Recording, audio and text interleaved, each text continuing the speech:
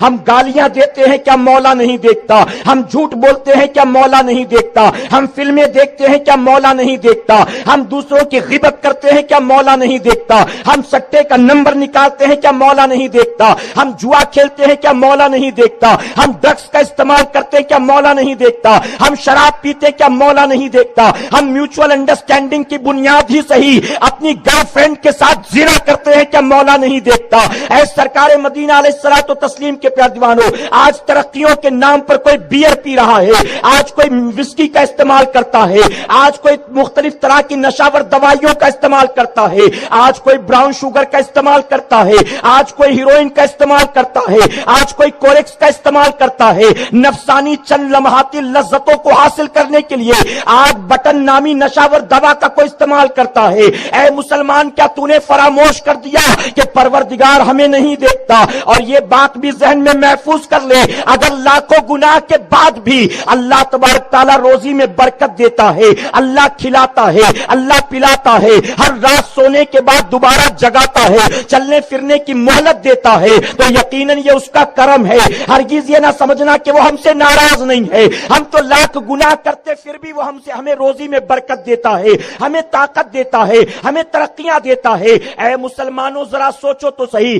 اللہ رب العزت ہی نے فرعون کو دولت عطا کی تھی، اللہ ہی نے اس کو بادشاہت عطا کی تھی، اللہ ہی نے نمرود کو طاقت عطا کی تھی، لیکن نافرمانیوں کا انجام کیا ہوا؟ اے سرکار مدینہ کے پیارے دیوانوں، آج ہم دن رات مولا کی نافرمانی میں لگے ہیں۔ یقین جانو، ہم جو کچھ کرتے ہیں قبر میں ہم ہر چیز کی سزا پائیں گے، محشر میں ہر چیز کی سزا پائیں گے۔ ہرگز یہ نہ سمجھنا کہ بات آئی گئی ہو گئی ہے۔ اللہ کے محبوب جناب محمد رسول اللہ صلی اللہ علیہ وسلم ارشاد فرماتے ہیں، تم جو پانی استعمال کرتے ہو، اللہ قیامت میں تم سے استعمال کیے ہوئے پانی کا حساب لے گا۔ جب میرا پروردگار قیامت میں ایک ایک قطرے پانی کا حساب لے گا، کیا وہ ہماری جوانی کا حساب نہیں لے گا؟ کیا ہماری 30-40 سالہ زندگانی کا حساب نہیں لے گا؟ کیا 50-60 سالہ عمر کا حساب نہیں لے گا؟ یقیناً اللہ تبارک تعالیٰ نے جب پانی جیسی نعمت ہمیں عطا کی، قیامت میں اس نعمت کا حساب لے گا۔ اللہ خوبصورت چہرہ دے کر اس کا بھی قیامت میں حساب لے گا۔ ہاتھوں کو طاقت دی ہے تو مولا اس کا بھی حساب لے گا۔ زبان کو بولنے کی صلاحیت دی ہے تو مولا اس کا بھی حساب لے گا۔ اللہ نے پیر طاقتور دیے ہیں تو اس کا بھی حساب لے گا۔ کانوں کو سننے کی صلاحیت دی ہے تو اللہ اس کا بھی حساب لے گا۔ اے سرکار مدینہ علیہ الصلوۃ والتسلیم کے پیارے دیوانوں، آج اللہ رب العزت نے جوانی عطا کی ہے۔ ہم نے سمجھا جوانی عیش و عشرت کے لیے ہے، ہم نے سمجھا جوانی ہر مہینے ایک نئی لڑکی سے دوستی کرنے کے لیے ہے، ہم نے سمجھا یہ حسن و جمال دنیا کی رنگینیوں کا مزہ لوٹنے کے لیے ہے، ہم نے سمجھا اللہ رب العزت نے طاقتور ہاتھ ہمیں ڈانڈیا کھیلنے کے لیے دیا ہے، اللہ نے یہ طاقتور ہاتھ ہمیں جو ہے رمی کے پتے پھیرنے کے لیے دیا ہے، اللہ نے 3 پتی کھیلنے کے لیے دیا ہے، اللہ نے عیاشیاں کرنے کے لیے دیا ہے۔ اے مسلمانوں، اللہ نے یقیناً اگر ہمیں یہ جوانی عطا کی ہے، اس کو تھرکنے کے لیے اللہ نے نہیں دیا، ناچنے کے لیے اللہ نے نہیں دیا۔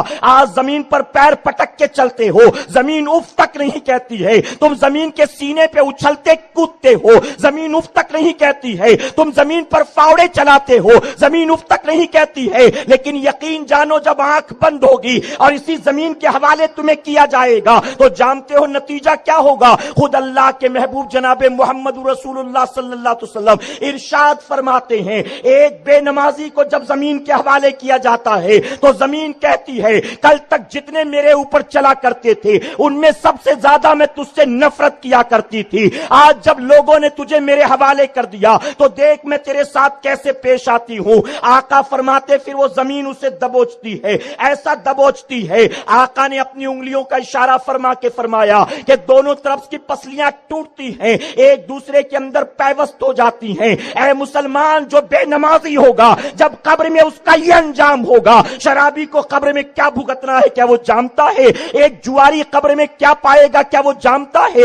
ایک سود کھانے والا قبر میں کیا پائے گا کیا وہ جانتا ہے؟ ایک ٹھمکے لگانے والا قبر میں کیا پائے گا کیا وہ جانتا ہے؟ لوگوں کو گالیاں دینے والا قبر میں کیا پائے گا کیا وہ جانتا ہے؟ اے مسلمان، جوانی کو اللہ کی عظیم نعمت سمجھ، ہرگز اسے عیش و عشرت کا سامان نہ سمجھ۔ کل جب بڑھاپا آئے گا ہاتھ پیر کی طاقت چھن جائے گی، آنکھوں کی روشنی کم ہو جائے گی، کمر میں جھکنے اٹھنے میں درد ہوگا، اس وقت کیا اللہ کی عبادت کرے گا؟ اس وقت کیا توبہ اور استغفار کرے گا؟ اللہ نے جوانی دی ہے، اپنے مولا کو راضی کر لو۔ جوانی عیش و عشرت کی خاطر نہیں ہے، دنیا کی رنگینیوں کا مزہ لوٹنے کے لیے نہیں ہے، بلکہ جوانی اللہ کے سجدے کر کے اپنے اللہ کو راضی کرنے کے لیے ہے، جوانی نبی کی سنتوں پر عمل کرنے کے لیے ہے۔ میرے پیارے آقا علیہ الصلوۃ والتسلیم کے پیارے دیوانوں، اللہ رب العزت اللہ تبارک تعالیٰ نے ہمیں توبہ کا حکم دیا۔ میں گزارش کروں گا، وادی قمر میں جتنے نوجوان آئے ہیں، میں نہیں جانتا کس نے کون سا گناہ کیا،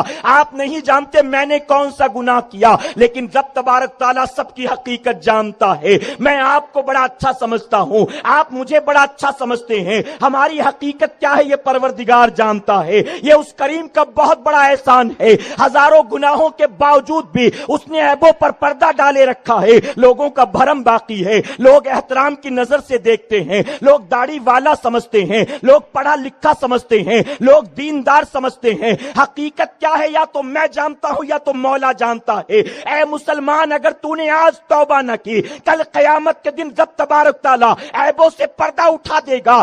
آج اگر دوست کے سامنے مذاق کوئی اڑا دے تو ناراض ہو جاتے ہو، دوست کے پاس سامنے ایسی بات کہہ دے جو آپ پسند نہیں کرتے تو ناراض ہو جاتے ہو۔ کل قیامت میں جب رب عیبوں سے پردہ اٹھائے گا، اس وقت ذلت سے کون بچائے گا؟ اس وقت رسوائی سے کون بچائے گا؟ میرے پیارے آقا کے پیارے دیوانوں، موت آنے سے پہلے اللہ کی بارگاہ میں سچے دل سے توبہ کر لو۔ یہ نہ سمجھنا ابھی تو 22 سال کا ہوں، ابھی تو 25 سال کا کڑیل جوان ہوں، ابھی تو 30 سال کا ہو گیا ہوں، ابھی کیا ضرورت ہے توبہ کرنے کی؟ میرے دادا بوڑھے ہوئے تھے تو نمازی بنے تھے، ابا بوڑھے ہوئے تھے تو داڑھی رکھا تھا انہوں نے۔ جب میں بھی اس عمر کو پہنچوں گا تو میں بھی نمازی بن جاؤں گا، میں بھی داڑھی رکھ لوں گا۔ اے مسلمان، بہت بڑی غلط فہمی میں مبتلا ہے۔ اگر تیرے دل کے اندر یہ خیال ہے تو اس خیال کو نکال دے، یہ سمجھ کر یقیناً یہ خیال شیطان کا وسوسہ ہے۔ حق تو یہ ہے کہ اسی زمین پر ایک بوڑھا باپ جو اپنے جوان بیٹے کے کپڑے پر دھول مٹی لگی دیکھنا پسند نہیں کرتا ہے،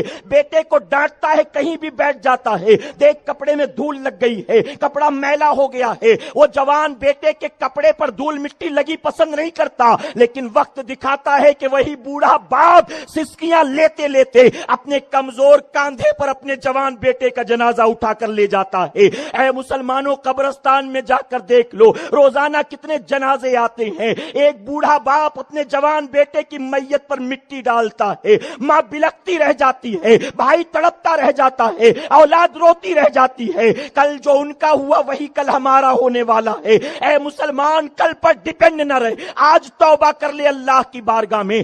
آخری بات طرز کر کے اپنی گفتگو کو ختم کروں گا، ہمارا گناہ کتنا بڑا کیوں نہ ہو، یقیناً میرے پروردگار کی رحمت سے بڑا کسی کا گناہ نہیں ہو سکتا ہے۔ ہم گناہ کتنا بھی کر چکے ہوں، اللہ کی بارگاہ میں جب بھی رجوع کریں گے، ہم جب بھی توبہ کریں گے، دوپہر کے 12 بجے ہو، رات کے 2 بجے ہو، توبہ کا دروازہ رب نے کھولے رکھا ہے۔ جب بھی تم توبہ کرو گے، میرا کریم توبہ کو قبول فرمائے گا۔